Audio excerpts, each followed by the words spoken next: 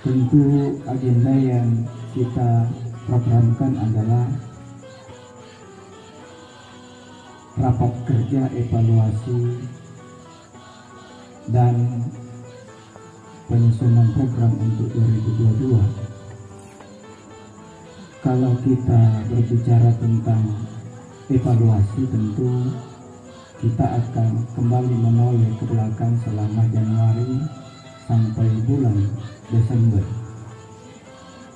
Apa yang kita akan evaluasi itu adalah apa yang menjadi visi dan tujuan kita bersama untuk Kementerian Agama secara nasional dan tentu tingkat wilayah, kabupaten dan kecamatan.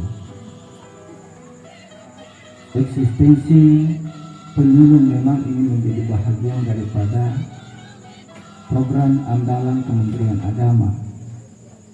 Apa yang menjadi program kita selama 2021 ini tentu tidak bisa dilepaskan dengan kondisi internal bangsa kita tentang pandemi COVID yang hingga hari ini kita masih berada pada posisi atau level 3 dan menuai kontroversi di tengah-tengah masyarakat. Rendah vaksin di kita, ada yang mencoba membangun stigma bahwa rendahnya vaksin karena kita digiring bahwa pemerintah adalah salah.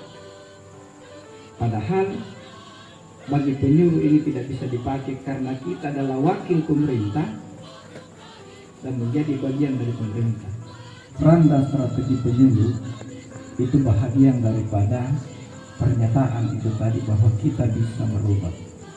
Nah, malam ini kita lakukan evaluasi dan rapat kerja. Evaluasi yang pertama adalah sejauh mana eksistensi kita menjadi bagian daripada tata kelola yang dimaksud itu. Karena kita menjadi agen perubahan sebagai figur yang dikatakan Gus Menak bahwa kita harus menjadi teladan dari untuk program ke depan. Kita semakin berat karena kemajemukan dan isu tahun 2022 adalah tahun moderasi dan tahun toleransi. Maka kalau begini, penyuluh betul-betul harus mempersiapkan diri untuk menjadi tokoh moderat. Karena itu pemahaman moderasi tentu penyampaian kita juga harus inklusif.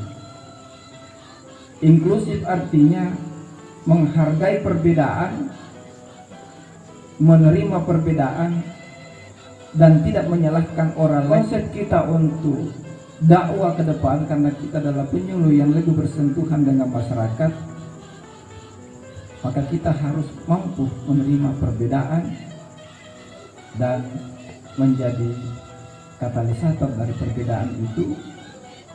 Lalu kemudian kita tampil sebagai seseorang yang humanis, yang selalu berpikiran positif thinking dan meninggalkan negatif thinking.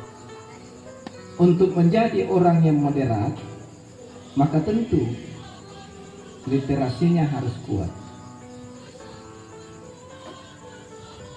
Pemahamannya harus universal dari suatu persoalan.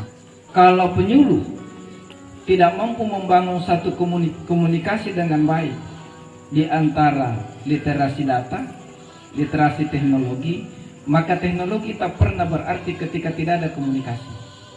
Karena isi teknologi itu adalah komunikasi. Semakin banyak membangun relasi, semakin tinggi rating tak dikenal di masyarakat.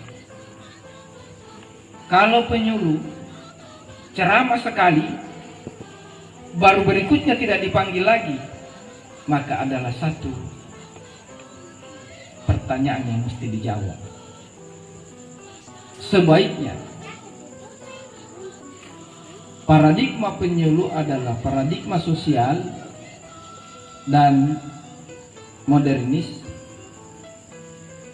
diterima oleh semua kalangan. Tapi ini hanya bisa dilakukan bagi orang yang mempunyai kompetensi sosial dan kompetensi kepribadian yang bagus, karena dia adalah teladan. Dia mampu membangun keteladanan di tengah-tengah masyarakat. Salah satu trik untuk mampu membangun relasi dan keteladanan adalah hadir di setiap masalah masyarakat, menjadi konseling di setiap masalah masyarakat. Kita ini tidak bisa lagi bekerja sendiri-sendiri. Kita ini harus profesional. Di tahun 2022 itu saya inginkan semua bekerja dengan standar SOP masing-masing.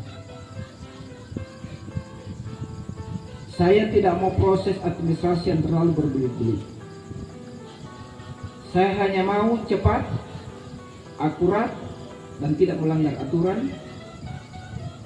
Kemudian kita akan menjadi teladan.